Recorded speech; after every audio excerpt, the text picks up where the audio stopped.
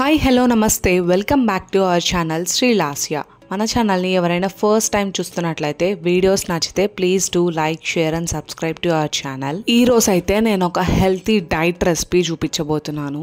అదే మిల్లెట్లో ఒకటైన కొర్రల జావా. వీటిని ఇంగ్లీష్లో ఫాక్స్టైల్ మిల్లెట్ అని కూడా అంటారు.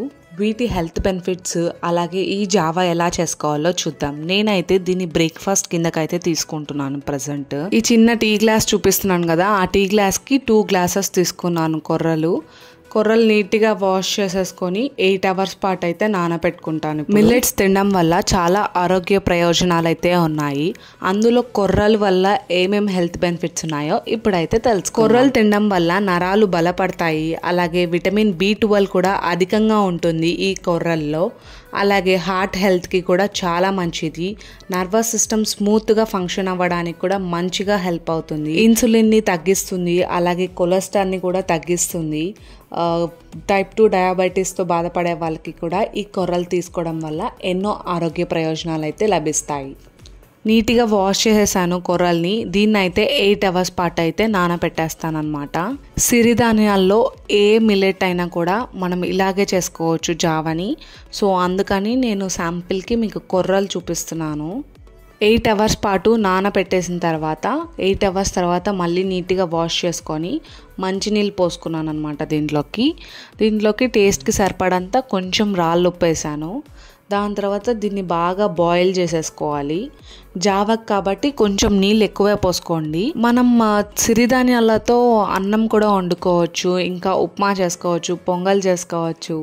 ఇలా డిఫరెంట్ రెసిపీస్ అయితే ఉంటాయి. బిగినర్స్ అయితే జావ తాగలేకపోవచ్చు, కొందరు తాగలుగుతారు. అంటే ఎలా అన్నా చేయాలనుకున్న వాళ్ళు తాగలుగుతారు. తాగలేని వాళ్ళు ఏంటంటే ఇడ్లీ దోశ కూడా చేసుకోవచ్చు ఈ కొర్రలతో.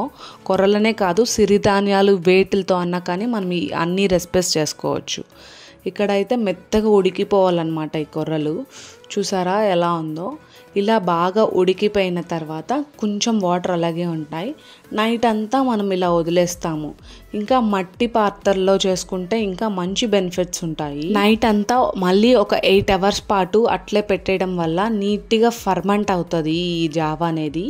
అప్పుడు దీంట్లో ప్రోబయోటిక్స్ యాడ్ అవుతాయి కాబట్టి ఇంకా ఎక్కువ హెల్త్ బెనిఫిట్స్ ఉంటాయి. మనకి ఈ మధ్య కాలంలో విటమిన్ B12 చాలా మందిలో తక్కువ ఉంటుంది. ఇలా నైట్ అంతా పెట్టడం వల్ల ప్రోబయోటిక్స్ వల్ల విటమిన్ B12 విటమిన్ అనేది అయితే లభిస్తుంది.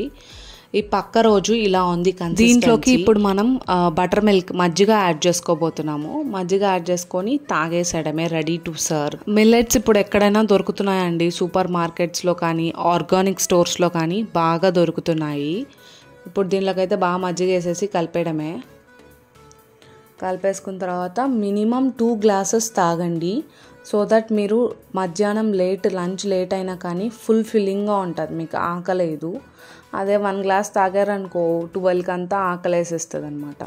2 glasses ఫుల్గా తాగండి. మధ్యలో అస్సలు ఆకలి అనే మాట అనిపించదు. ఒకవేళ ఆకలేసినా కానీ ఒక ఫ్రూట్ బౌల్ అయితే క్యారీ చేయండి. నేనైతే జావా తాగానంటే ఒక 2 glasses, మధ్యాహ్నం 1 వరకు అయితే ఏమీ తినను, 1-1:30 వరకు.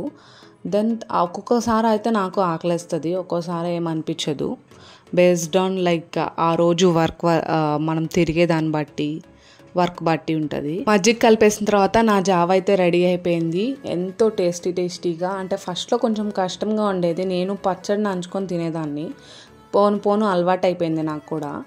సో హోప్ఫుల్లీ ఈ వీడియో మీకు నచ్చింది అనుకుంటున్నాను. నచ్చితే please do like share and subscribe to our channel. ఇన్నిసార్లు ఎందుకు చెప్తున్నానంటే చాలామంది వీడియోస్ చూస్తున్నారు కానీ ఛానల్ని సబ్స్క్రైబ్ చేసుకోవట్లేదు.